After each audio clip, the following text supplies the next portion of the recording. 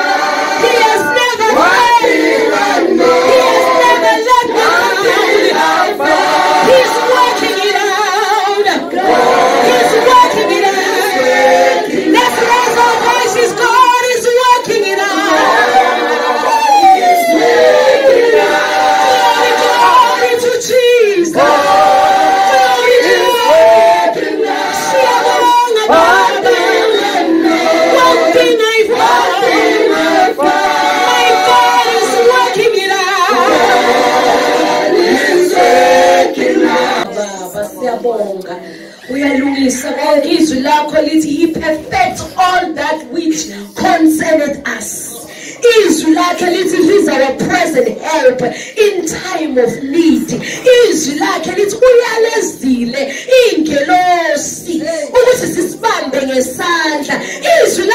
Not even a match on the street will harm you. Oh my God. See alone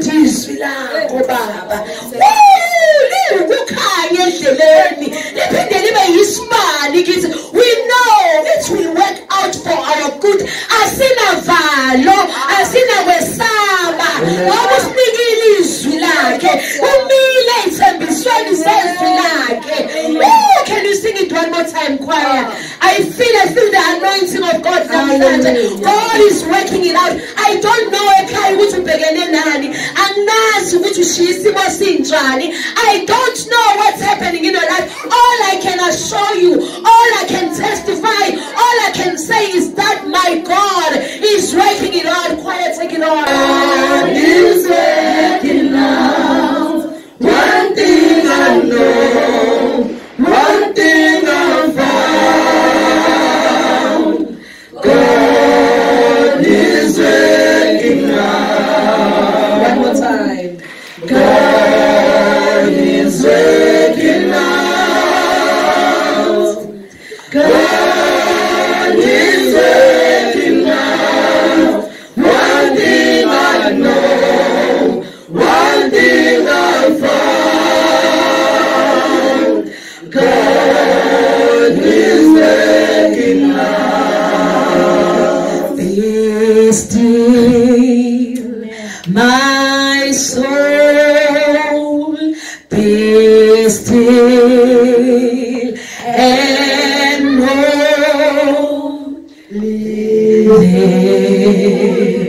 Take hope in God alone. Go rehearse that part. I want that part next week. Go and rehearse it. Thank you so much. You may take your seat. Philippians chapter 2. We'll start to read from verse 5 till verse 10. I want us to talk about Amandla, egama. Look at your neighbor. Say neighbor. Power of the name. Power of the name. Now, what is the name? We can define name as a system of identification. When you call a name, you are identifying a person for who he is. When you're calling out a name, you are identifying a person for who he is and for what he represents. Hallelujah. Satan. What comes to mind? Already in your mind, you see a deceiver. And I want to know Usatani. Usatani akekho la endlini. Mina, I just say the name. I just said Satan. And automatically the name triggered something about that name. It triggered something about the carrier of that name. What did I just say? Satan. And already some of you, you are fearful. Already some of you, you're thinking evil. Already some of you, you are thinking liar. There are a lot of things that comes to mind when I mention a name, Satan. Okay, let's leave Satan alone. Now, if I'm going to say Stabiso, what first thing that pops into mind? A male. I'm talking about a male. Already you're expecting to see a male. I can't say Stabiso, bese kuqhamuka intombazane. Amen? Are you with me? Are you following? So now, from a name you are able to capture the detail. If I can just say now, angel, there are a lot of things. There are a lot of things that comes to mind if I say angel. One already is like, I've got a guardian angel. I have an angel that watches over me. There are a lot of things that comes into mind. You haven't seen the angel. You haven't seen Satan, but already, because I've just mentioned the name, there's something that the name triggers. Now, I said let's go to Philippians, right? Are you there? Okay, we'll start to read Philippians chapter 2. I will start to read from verse 5. It reads, "Let this mind be in you, which was also in Christ Jesus." 6. Who being in the form of God did not consider it robbery to be equal with God. 7. But made himself of no reputation, taking the form of a bond servant, and coming in the likeness of man. Verse 8. And being found in appearance as man, he humbled himself and became obedient to the point of death, even the death of the cross. Now, underline verse 9. This is the verse that I want us to focus on. Therefore, God also has highly exalted him and given him the name which is above every name. Say the name. That is above every other name. Say the name that is above every other name. Therefore, God has exalted him. Who? Jesus. God has exalted Jesus. That's what the word says. And given him the name which is above every other name. That at that name, Jesus, every knee should bow.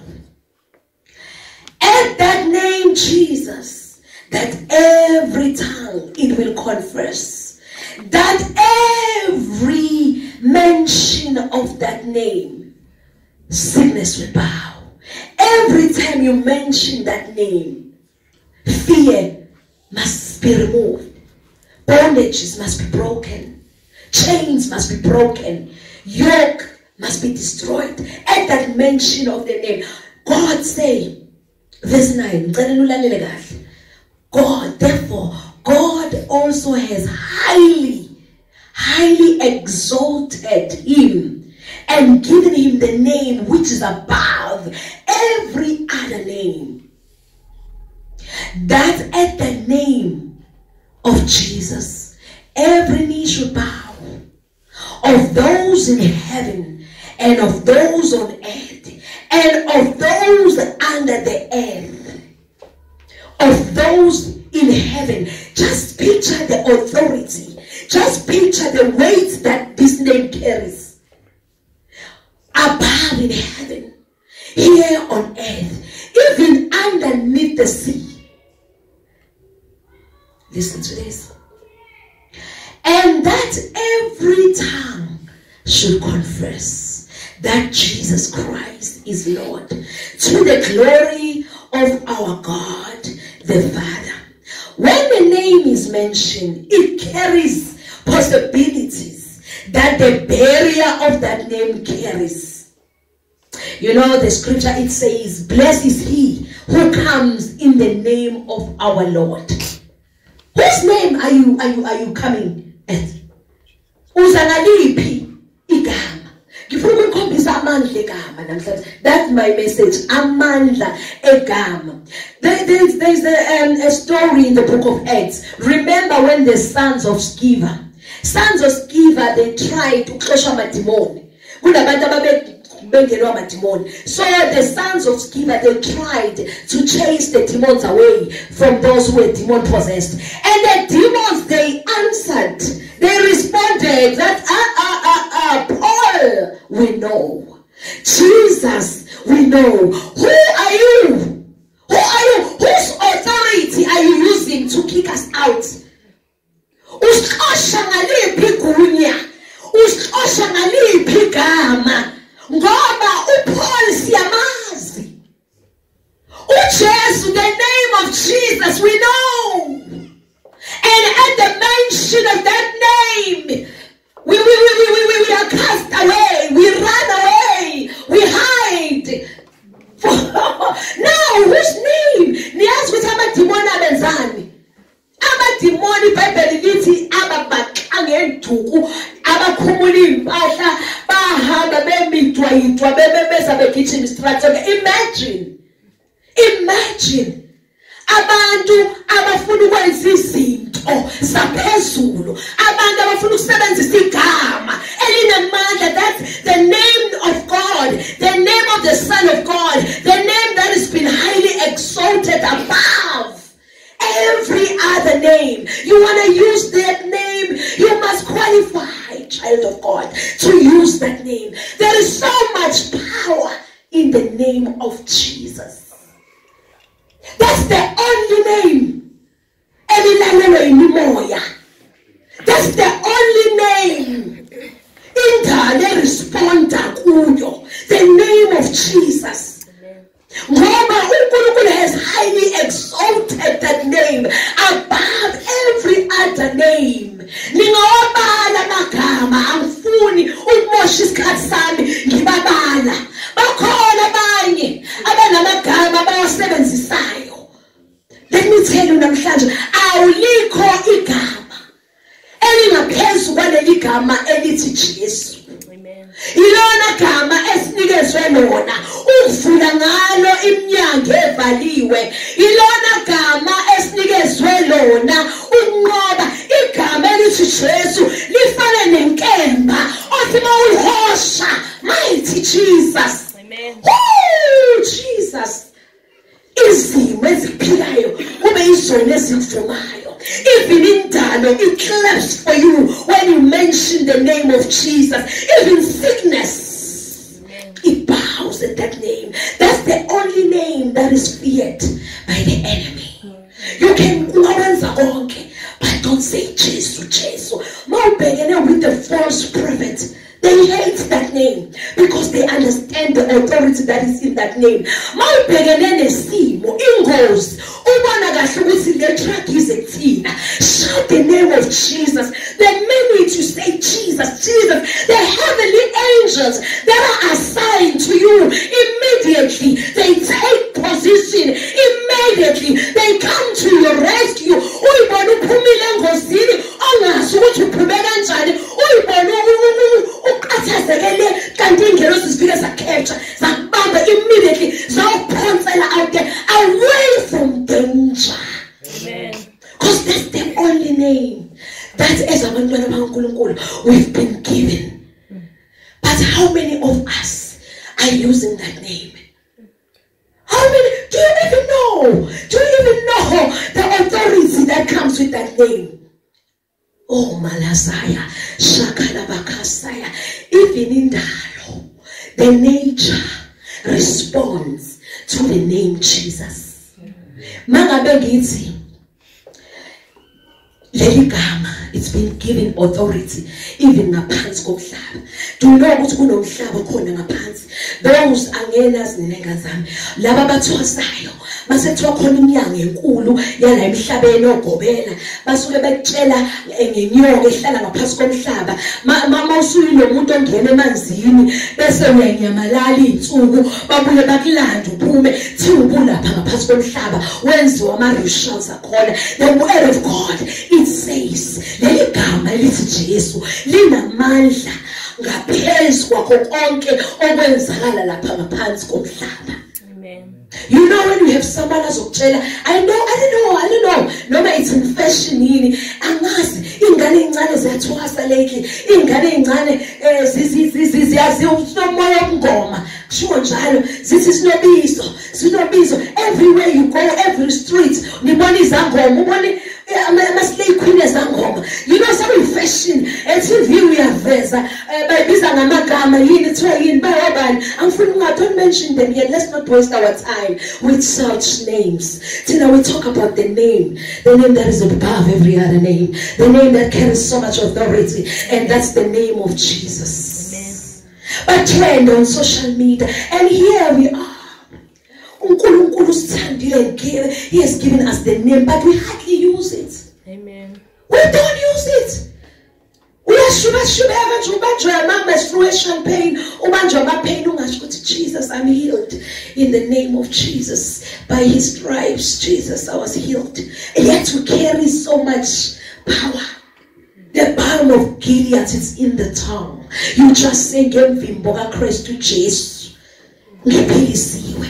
That's how powerful this name is. Amen. Mawubona impi ivukela, impi misa, impi zangakuwe.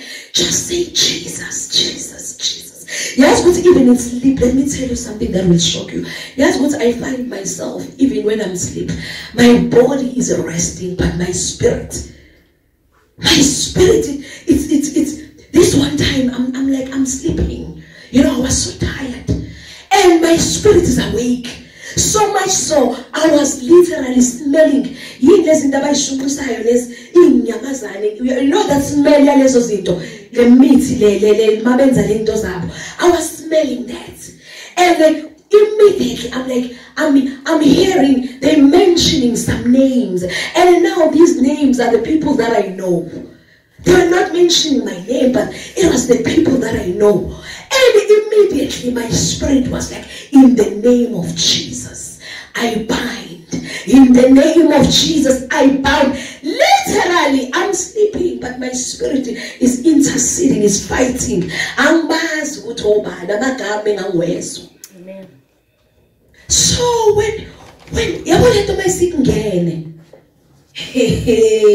you are aware of who you are in God, when you are aware, thank you so much, of what you carry, even your spirit is automatically igama likaJesu seliyayiphumela. Mawubona ingozi zalapho just Jesus. Mawubona ukuthi yabonakela kunogibe embekelo, you just say Jesus. That's enough. Ophula ibopho. Nithola amabhodlela amancane afakwe emasangweni emakhaya into ezilengisiwe into engazazi impaphe zezinkukhu enjani. No need to hide. No need. Just say in the name of Jesus. It is really whatsoever you bind on earth, it is bound on heaven. Whatever you permit here on earth, it is permitted in heaven. That's how powerful you are. Amen. Yokuthi sibe ama-weak Christian abangazazi ukuthi singobani. You know, I'm just reminded khona umntase usisi wami from another mother and another father. So this one time emsebenzini kufika umam Don. I'm sure many you know Mam Don, owase 3. Yes, udumile. So mayefika uthanda ujeqa kunendawo la Newcastle edayisa ujeqa omnandi ngalendlela. You know ukuthi I know shape ka Fondris nazi ka Fondris. Kunendawo ethi ka Fondris they sell ukudla kodwa ujeqa wakhona. It's unique. Yabona ujeqa ontofo manje ongadeli ukudla. Angapromote but angazi manje sebevele bafika. So lapho ka-Fondris they sell lo jeqa njalo lo mama lo umam Don mayeza emsebenzini uyayethi ngani zami aningithengele lo jeqa ngiyeza. No, this one time ahambeke uthule ayothenga baneyindawo ezu2 in town. There's one by the King Pie section, there's one down angazi where which streets but khona ngisenzansi now ayekule ngenhla qala afika azothi uzothenga ujeqa, right? Steam bread athi uzothenga ujeqa ophelele. So but no asinawo sekulate we supposed ukufaka iorder ekseni. Okay, abuyasho ukuthi I know simbombe angutholi bese kuthi mina iyakulo Fondris osenzansi they might have ahamba ekhona mayifika khona nakhona afika athi ngizothenga ujeqa bathi khona ama slice athi ngifuna ophelele bathi no awukho. Bese listen to this bese athi ngithunywe uQueen Blue. Bese athi oh mana kancane ngisakucheckela. Ahamba usisa engala abuye nojeqa ophelele. Mayebuya uyangitshela uthi yazi ukuthi ngaphezulu ngoba ngawuthola mangifika lenzathi bathi awusekho khona lo slice. But I mentioned your name ngathi ngithunywe uQueen Blue. You know when your name carries weights, it gives you favor with men. Amen. You know when also figure to a level where at the mention of your name ususwa at the back we lie in the back umegcineni uthathwe uyobeka phambili. I know people who said they've used the name Queen Blue labasebenzela. I know people who come and listen to me, don't get this wrong. I'm not angikukumezi. Ngifuna ukukhombisa amandla egama. Ukuthi sometimes iminyanga ingathi ivalekile. Kubalekile who you know. Kubalekile who you associate with. Amen. Sometimes izimo zophika zikwale ngoba nazo sizamana batha ukujeko. Kodwa lo slice nofuna yawukho until athi ngithulwe. Masebenzi igama because they relate with the name. They know the name well. Angibazi noma balazela ku absecorator noma bazi ngoba ngazi the owners. Kwa immediately kwashintsha uhlelo. Amen. You can testify to this. That's where any spice you don't qualify. That's where you won't get the funding. But what's going on? You didn't make it. Was the one's plan B? Or plan B was in company figure so we can find them. We prayed. We prayed. We call on the name that we know. Amen. The name that carries weight. Esilbiza sila emhlabeni neli. Sibase silbizile izimo zishintshe. Abantu kade sebethe you don't qualify, but no. But at the mention of his name, because his name carries authority, because his name is the key, it unlocks the doors. Try that name. Alizame legama. Nibona ukuthi ngeke yinlangisebenzele labantu abami. Amandla egama. You know, ungadeleli lo. Okay, now let's back to that name, Queen Blue. Mhlawumbe asimkhiphe uDR ngoba angifuni kube ngathi kunempaka ngophakathi. Angithi nina ngiyanazi. So nje ngifuna ukukhombisa amandla egama ngizolikhipha uDR wenaba. Yes, uhamba no Dr. Queen Blue. You know, I have served God faithfully. And I was a vessel of God for years. For years, we didn't expect no payment, no return whatsoever. I was just doing the work of God. I was just doing what I love, not knowing one day, Hela Messiah, Shakala Bakasa, Igama, Ukulu, Jordan Long Tembela Wake, Jordan Long business, Abantwana Bake, Ukulu is building this name up. Even Shakalazaya, Holy Spirit just reminded me. Now I got the title Dr. Queen Blue. And still, it wasn't paying for me at that time. I was working for free radio, and I will work and give it my all, not knowing that one day, now they pay me to come and be MC. They pay me to show up in my events. They even ask, which once I show up at my events, I'm an exercise, they want to come. Amen. Now the name, but it's been years and years working. Just serving God out of my heart with everything that I had, not knowing that God was building the name up. That's one day they know about Dr. Queen Blue. I'm telling you the honest truth. In Durban they know the garment Queen Blue. In Joburg, someone they knows good. Even when the enemy tried to bury the name, you know the story, and they try to discredit the name. Now, when God is the one who is giving you the title, because I never asked for it, I've never prayed for it, but under my teachings, under my voice, they saw it fit. They saw it fit to call me Dokotela Wabo. They saw it fit to call me Dokotela Wabantu. That's why, even when they try to discredit this name that has been more than built by God, not knowing I was already a seed. When you bury a seed, oh Jesus, it springs out forth and shoots high like a bamboo tree. It grows unstoppably. Not knowing ukuthi njengoba bethi bayigqiba kanti uNkulunkulu lifuna lingene emhlabathini uzozalwa ibandla out of this name, oh Jesus.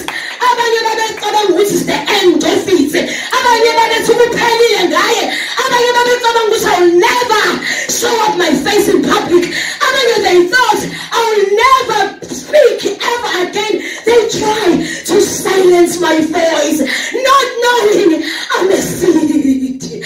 Oh Jesus, the more they bury us, we come from an uncorruptible seed. Nothing they can do unto us. Kunalokho siba more powerful. Oh Jesus, wazali to fellowship center. Mighty Jesus, wazali Pastor Ndlovu. You try to kill Dr. Queen Blue, God will raise Pastor Ndlovu out of Dr. Queen Blue. Listen, child of God. Hey, who Amandla, egama. Amen. Lalela ninekhula mina. Ngisasebancane. Ingakho balekile. Remain faithful to God. Umsebenzi kaNkulunkulu to protect you. Akuwona kwakho. Umsebenzi kaNkulunkulu to defend you. Akuwona wakho. Usine will know. I never said a word. I never responded. I never said a word. Ngacinana ngingedwa. Ngizwe ukuthi ngiyafuna man. Because I do have words. Ngiyazi futhi ukuthi ngingathini. Kodwa umoya engcwele wathi thula. Nibothula nina bantwanyana. Ngizonwela. Ngizophazamisa iprocess kaNkulunkulu if I have acted, if I have responded in a certain way. Ngizophazamisa imbewu balefaka umanyolo. Bonke babemkhapha. They did not know ukutshala imbewu njengoba becasta out the stones. Bafaka umanyolo. Benza ukuthi kufunde kakhulu bese kuba unstoppable. Oh Jesus. Ngabosaba abekhuluma ngani ngabosaba babenihleba ngeso. It's okay. God banikeza uNkulunkulu platform yokuthi adeke itafula. uDavid uthi ukuthi ubheka itafula phambili ebusweni bezitha sofa itafula kuze lideke sini kumele kube nezitha. So it's okay. Bring it on. You should tell them they should bring it on. The more they fight you, the more you increase the food. The larger the number of your enemies are, the bigger the table and the one and take away so that they can watch you enjoy. Yes, buffet. Have you been to a hotel where there's just a buffet? There's everything. You just pick. You just pick. Sister, if I say, we are not full of appetite. We are getting Imagine that while your enemies are watching you, it's okay. Not this one today. Okay, I'm eating this. And there is nothing they can do. Jesus! The glory, it comes with persecution. You might be weak, in spiritually. That's why invest more than invest people trading in let's go forex. Invest in your spiritual life. Because that's where power is. Oh my God. Jesus. Hey, Acts chapter 4:12. For there is no other name under heaven given among men by which we must be saved. The name of Jesus Christ of Nazareth. That's how powerful the name of Jesus is. In Jesus. As Kuluma Sanjamandi Kalanga, don't tell me, please was just an example. See Kuluma Amandla. egama likaJesu.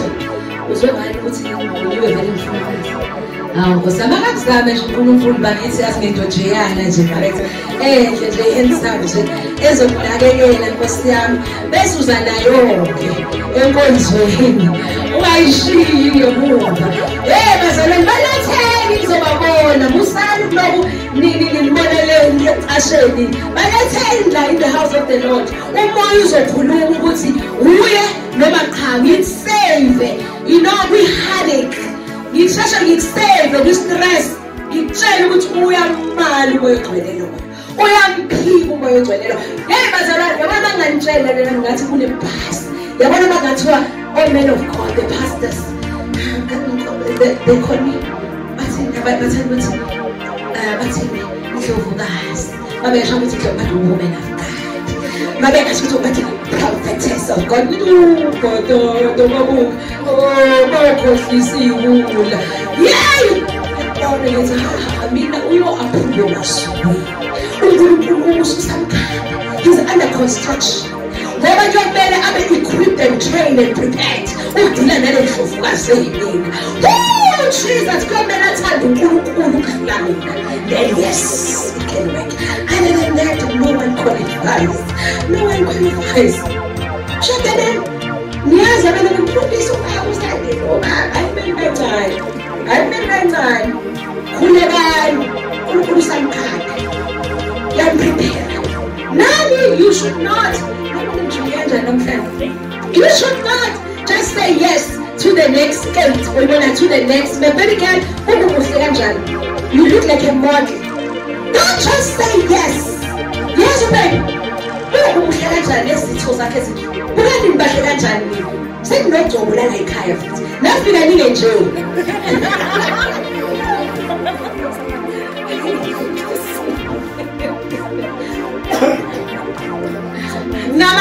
nafika ninge nje abanye benze ngamayelo bhuku nafika nithe ubabthi uqasi kancane ugcobo lalwanenza lakhaya nje such handsome young man ungathi Mr. Charming buka nje isimile sakho nje ngisho benqume ngiyekeni lento ngiyikhuza lo moya sisini sisini kuzomele sibakhulekele yekeni lento yokushiya ingane in the house of the Lord nihambe nothatha le kwamanye amabandla niyekele la but yes that trained laba nihebhodweni elilodwa so basefuna ukuthatha thathanani khona la yes ningalanda abantu le at least uzokwazi nokuzomcela ukuthi mfundisi akafuni ukumlimala izinto bese ngidila naye you know bese ngidila naye base ngizengakhetha-ke ngiyanizwela nesenzengakhetha ayikho inkinga baletheni-ke kodwa bazohlala kuze bazothola lo dumo lana I love you very much. Stand up on your feet. Stand up on your feet. Amandla. Egama. Ngifuna niqale ukusebenzisa amandla. Yeah? When you wake up, nobhala ama exams.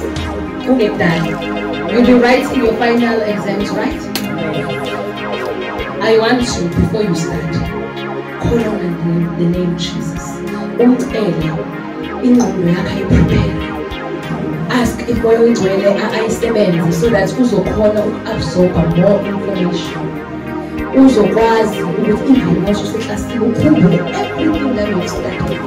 Call on the name of Jesus before you even write and say Jesus. Help me. That's a prayer, silent prayer that you can do beginning the paper. Why? God cannot be moved. A person reaps what he sows. Mazohlala ungafunda ukudlalela oGomora oSodoma la TV nibuke zonke lezi zinto bese ucathi uzoyo expect miracle ephepeni ngiyakwenzakala funda khohlwe lezo zinto phumani ku WhatsApp ayikho into ephazamisa njengo WhatsApp ngiku WhatsApp I know besine yena bezomuzika amathisha aphinda standele emsweni ucele indwangu sekashisa ucele indwangu yokusula kahle lento zento umfumbathisa anulwa umfumbathisa amathisha ucele indwangu Lelelani wengane. WhatsApp ngimdala nge-WhatsApp I know. Ngiyafunda if nazo ngiyafunda. Those who doesn't know, I'm still doing a degree in theology. So nje ngike ngithi ngisayifundela ukuthi ngibeke ngizathi ngibona ubhizi ngokele ngiphendula. Usalo yefunda lo sengiphazamisekile lento engenzayo. So uyabona ukuthi ku-WhatsApp uend up usucheck usipenda i-hour. You know by the time umqondo ukhathazwe lekini ngingena la. Angeke usa-absorba lutho usu-absorbe yonke lento ibiza ngokungena. And then usufundela usuyalala lokuthi ngikashashashashasha. Usuzobona kusasa inkosi izosiza ephepheni. Nizofeyila bese niyangihlaza. Akekho umntwana ofeyilayo la kule. You belong to true worship fellowship says no.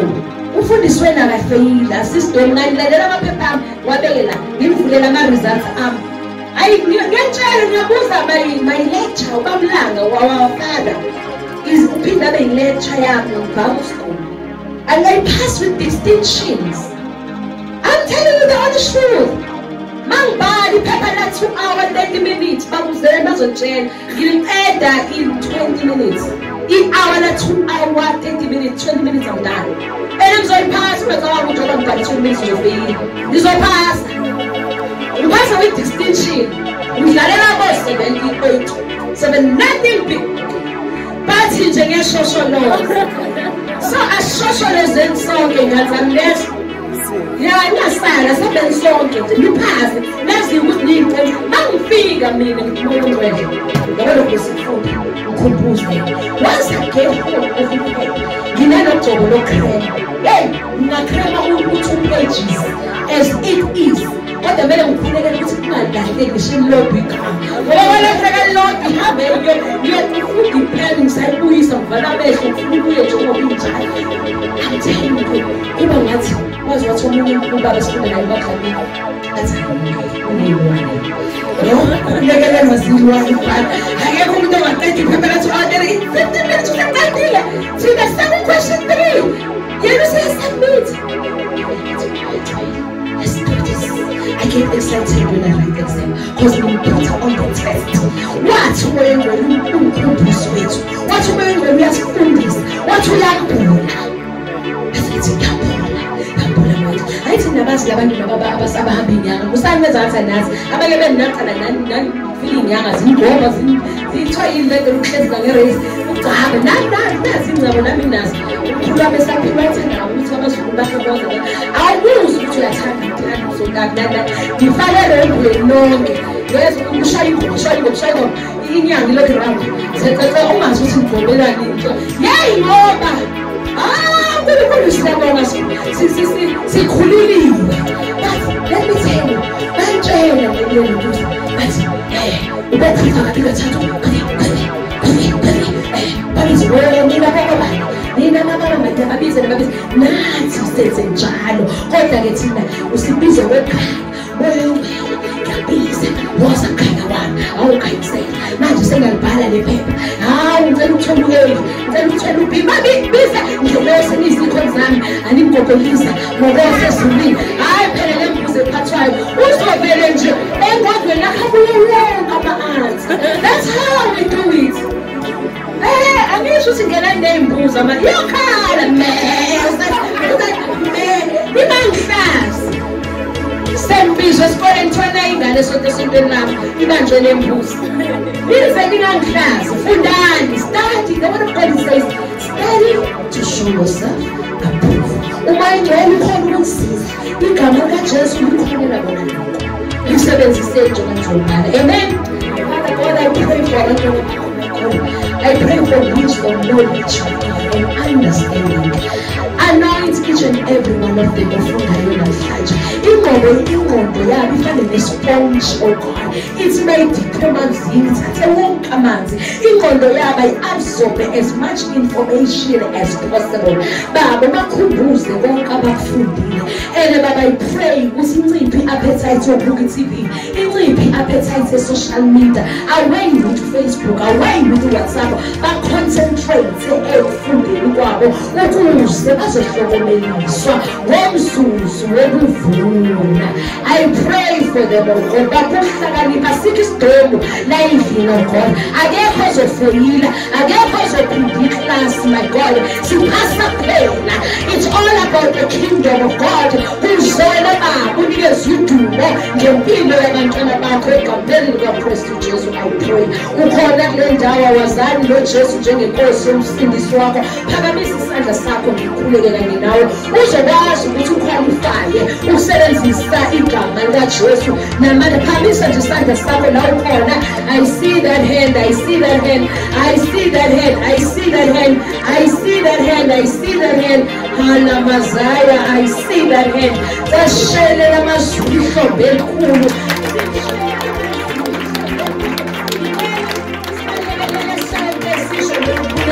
Sithi Nkosi uJesu ngiyavuma uyinkosi ngena kimi ubuse empilweni yami ubuse ingqondo yami ubuse imicabango yami ubuse inhliziyo yami ubuse ukwenza kwami ngiyavuma wafa kodwa wavuka ngosuku lwesithathu usuhleli ngasokunene sikaNkulunkulu uyangicusela imihla ngemihla.